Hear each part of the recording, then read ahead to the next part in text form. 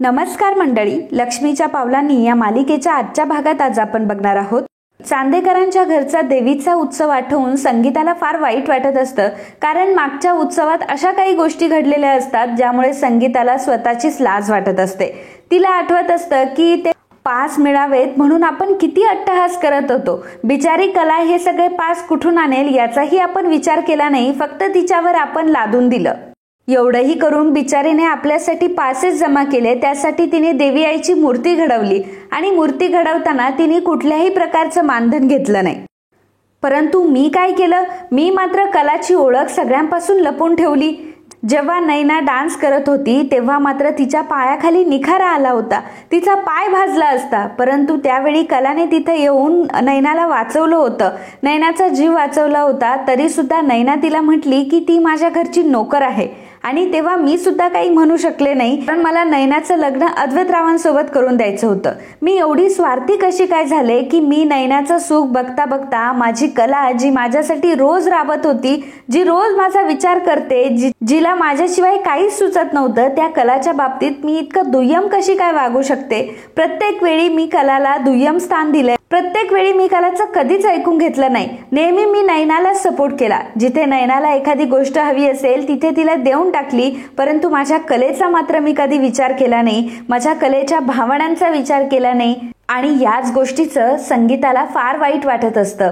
आणि ही सगळ्या गोष्टींची सुरुवात त्या देवी आईच्या उत्सवापासून सुरू झाली होती, हेही संगीताला आठवत असतं. संगीता रडायला लागते.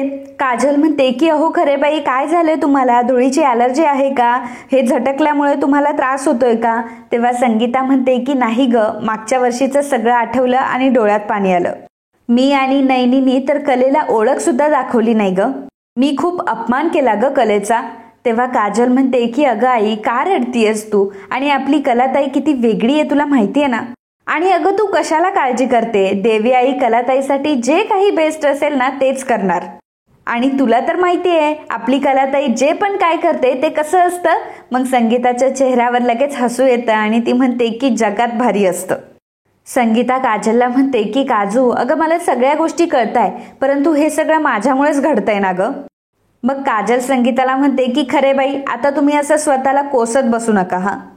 हे बघा, जाऊ द्या, जे झालं ते झालं. आणि आपल्याला किती काम आहे, उठा चला बरं, आपल्याला कामं करायची आहेत ना, चला बरं लागा कामाला. असं म्हणून संगीता आणि काजल पुन्हा एकदा कामाला लागतात.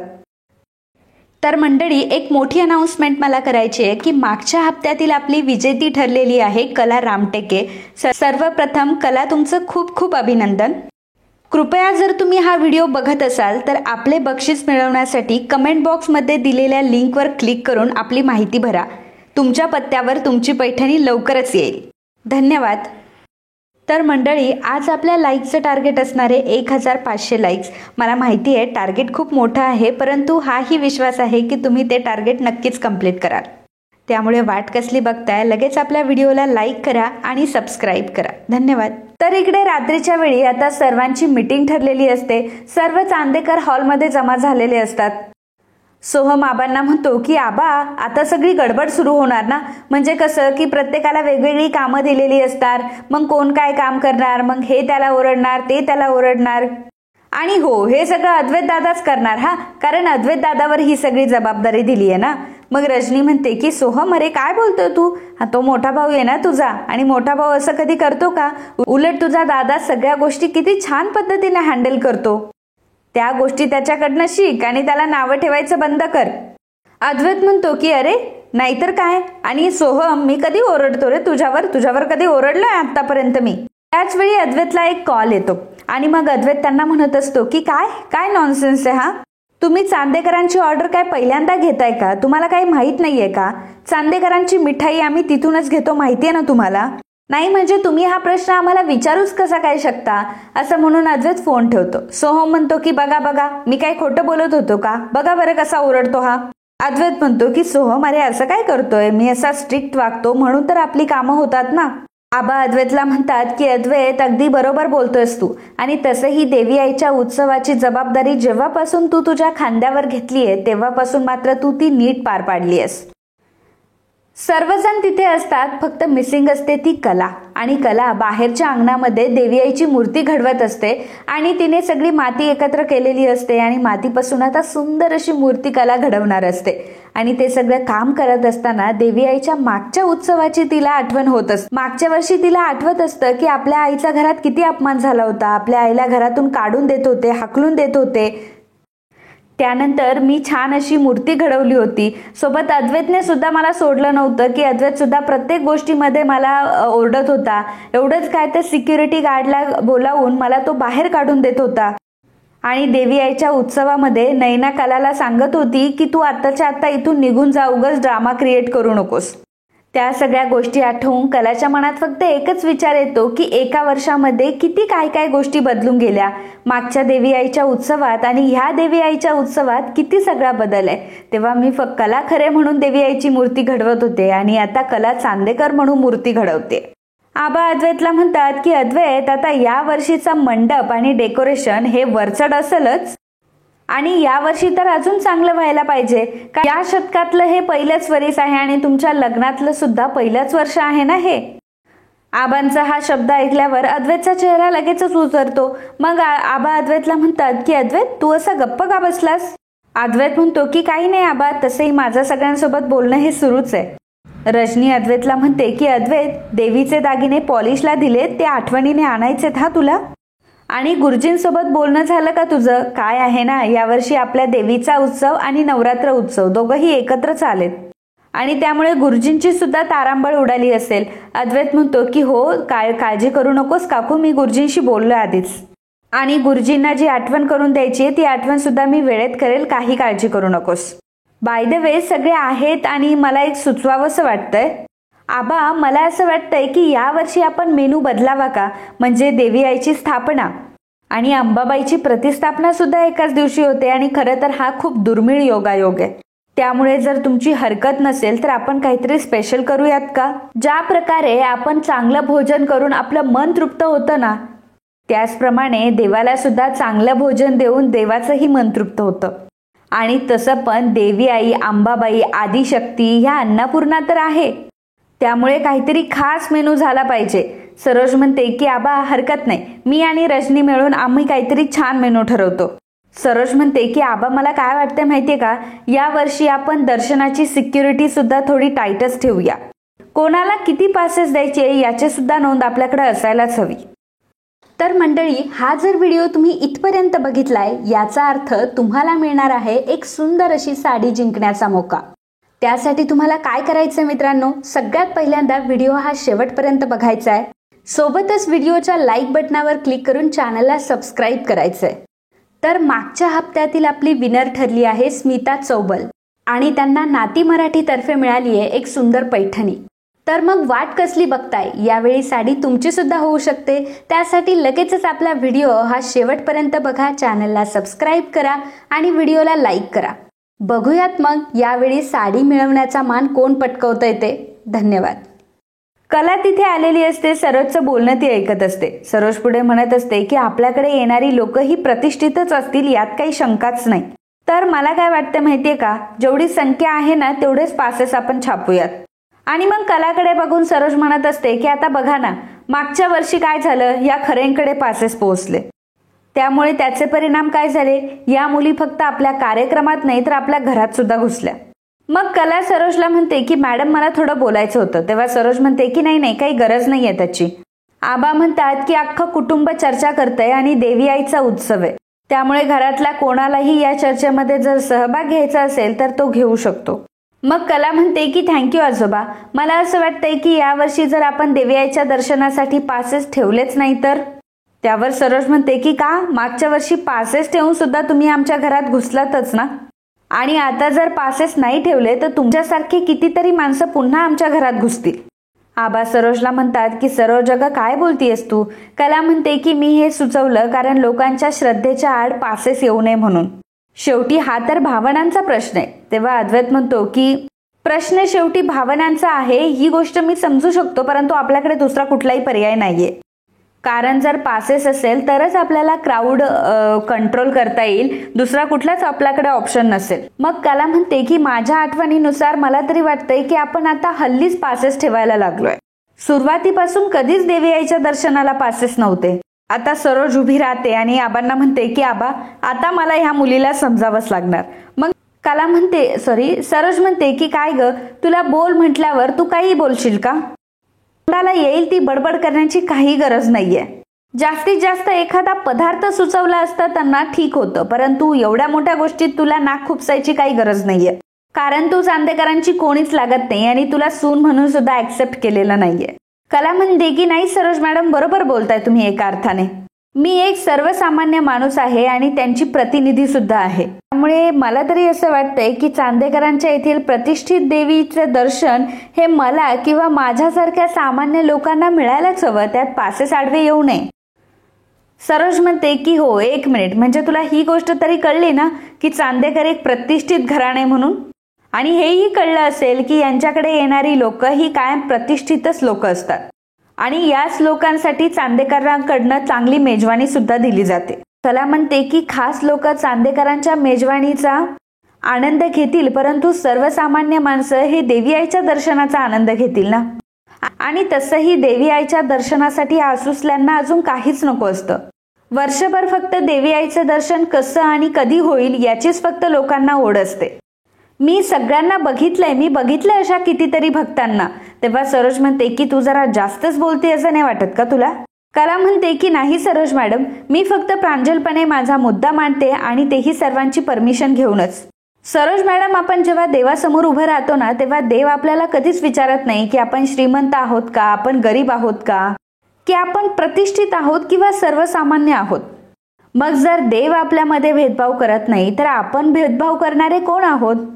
सरोज म्हणते की एक मिनिट, देवी समोर काय ठेवायचं आणि काय नाही ठेवायचं हा एक वेगळाच मुद्दा आहे, पण चांदेकरांच्या घरात काय चालतं आणि काय नाही चालत ही गोष्ट चांदेकरच तुझ्या घरी वाटेल ते चालत असेल ग, परंतु आमच्या घरी असं काही चालत नाही. तू एक सामान्य माणूस म्हणून जरी तुझं मत मांडलं असेल ना, तरी सुद्धा तुझ्या मताला चांदेकरांच्या प्रतिष्ठित घराण्यामध्ये काहीच अर्थ नाही. नैना लगेच उभी राहते आणि म्हणते की एक्झॅक्टली, चांदेकरांच्या घरची ही प्रथा बदलवायची काहीच गरज नाहीये. उगाच क्राऊड गोळा करण्याची काय गरज? आणि कला, अगं तुला काही कळतं का? अगं इथे शेकडो लोक दर्शनासाठी येत असतात आणि शेकडो लोक डायरेक्ट घरामध्ये घुसणं किती अनसेफ आहे माहितीये का तुला?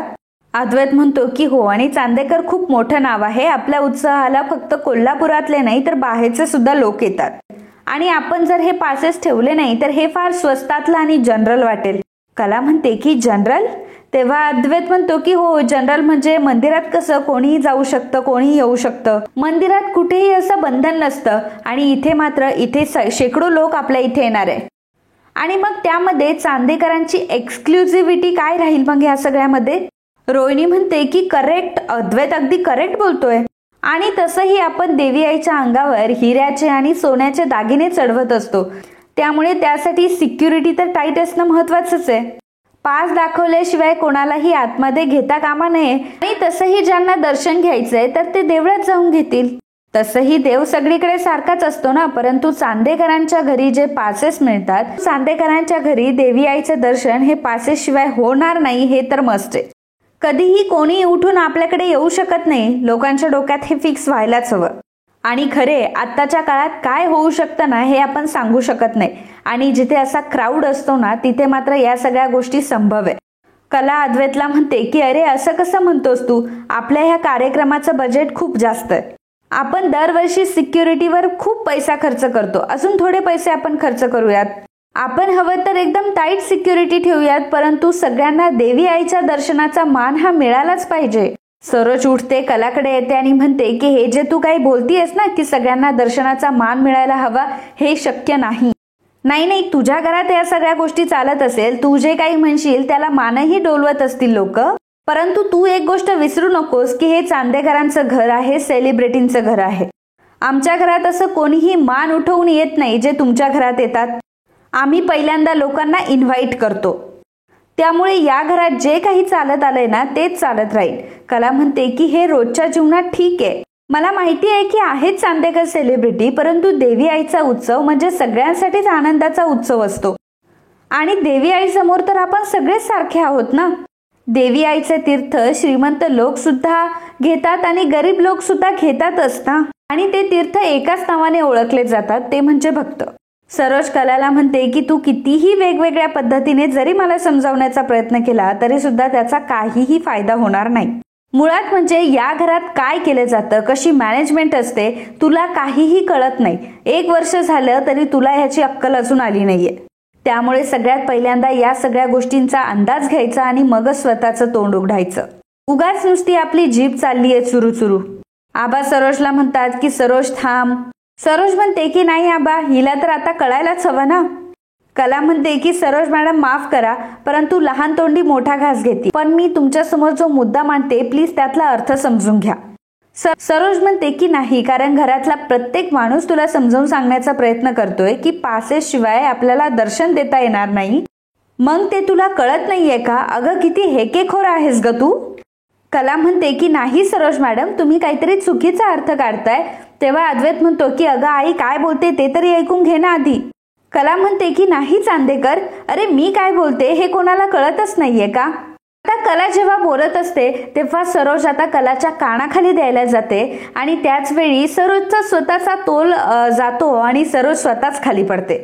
सरोज आता चांगलीच तोंडावर पडलेली असते. स्वतःच तिने हे सगळं ओढावून घेतलेलं असतं. कलाला मारायला निघालेली असते आणि स्वतः जमिनीवर आपटते. सरोजला असं जमिनीवर बघून सगळ्यांना खूप मोठा धक्का बसतो आणि मग अद्वैतलाही कलाचा राग येतो आणि कलावर तो ओरडतो की खरे काय चाललंय हे. आणि मग अद्वैत आता लगेचच सरोजला सोफ्यावर बसवतो. अद्वैत सरोजला पाणी देतो, सरोजला शांत करतो आणि मग कलावर तो ओरडत असतो. कलाला म्हणतो की अगं तुला थोडा जरी सेन्स आहे का? अगं तुला कळतंय का तू आता काय केलंस ते? काय समजतेस ग तू स्वतःला? तुझा हा जो काही इगो आहे ना तो तू तुझ्या स्वतःकडेच ठेवायचा. चांदेकरांच्या घरात हे तुझे टँट्रम अजिबात सहन केले जाणार नाही. तुझी हिंमत काय, कशी काय झाली आमच्यासोबत असं वागायची? तेव्हा कला म्हणते की अरे चांदेकर झालंय काय, तू कशाबद्दल बोलतोस? अद्वैत कलावर खूप जोराने ओरडतो की बस झालं, इनफ इज इनफ. आणि काय ग तुला काय वाटतं, या जगामध्ये तू एकटीच शहाणी आहेस का? बाकी सर्वजण काय मूर्ख आहेत का? जगातलं फक्त तुला एकटीलाच सगळं काही समजतं का? बाकी कोणाला काही कळतच नाही? आत्ताच्या आत्ता मला उत्तर दे की सांग का केलंस तू असं? अगं आतापर्यंत तुझं कोणी काही ऐकून घेतलं नाही, तुला काही बोलता आलं नाही, तुझे मुद्दे कोणाला घरामध्ये पटले नाही, म्हणून या गोष्टीचा अर्थ असा की तू माझ्या आईला ढकलून दिलंस. कला म्हणते की काय चांदेकर, अरे काय बोलतोयस तू? मी आणि सरोज मॅडमला धक्का दिला? अरे मला काय वेड वगैरे लागलंय का? अद्वैत म्हणतो की प्लीज खरे प्लीज, अगं निदान थोडं तरी सत्य बोल, सगळ्यांनी बघितलं इथे. अगं किती निर्लज्ज आहेस तू. अगं सगळ्यांनी घरामध्ये बघितलं की तू कशा प्रकारे धक्का दिलास आईला आणि तरी सुद्धा तू काहीच केलं नाहीये, असं धडधडीत खोटं कसं काय बोलू शकतेस? कला अद्वैतला म्हणते की हे बघ चांदेकर, तुझा काहीतरी गैरसमज झालाय, मला सांग की मी असं का म्हणून करेल? अद्वैत अरे प्लीज माझं ऐकून घे, मी असं कधीच करणार नाही. तेव्हा अद्वैत मात्र कलाचं काही ऐकून घेत नसतो आणि तिला शटअप म्हणून गप्प करतो. तिला तो म्हणतो की दरवेळी मी एखादी गोष्ट जेव्हा बोलतो तेव्हा तू 10 गोष्टी बोलत असतेस. मी प्रत्येक गोष्ट ऐकून घेतो किंवा कधी कधी सहन करतो, कधी कधी इग्नोरही करतो. पण एक गोष्ट लक्षात ठेव खरे, माझ्या आईचा झालेला हा अपमान मी कधी सहन करणार नाही. रोहिणी विचार करत असते की अरे वा, हे तर काहीतरी वेगळंच होतंय आज. आणि आज तर मी काही न करता मला सरप्राईज मिळतंय. बघूयात, ऐकूयात अजून काय काय ड्रामा होतोय ते. आबा अद्वैतला म्हणतात की अरे अद्वैत शांत राहा ना, तू काय बोलतोयस हे सगळं? मग अद्वैत म्हणतो की आबा तुम्ही अजूनही मला शांत राहायला सांगताय. तुम्ही सगळ्यांनी बघितलं ना इथं काय झालं की खरेने कशा प्रकारे आईला ढकलून दिलं. मी माझ्या डोळ्यांनी बघितलंय, तुम्हीही बघितलंय ना.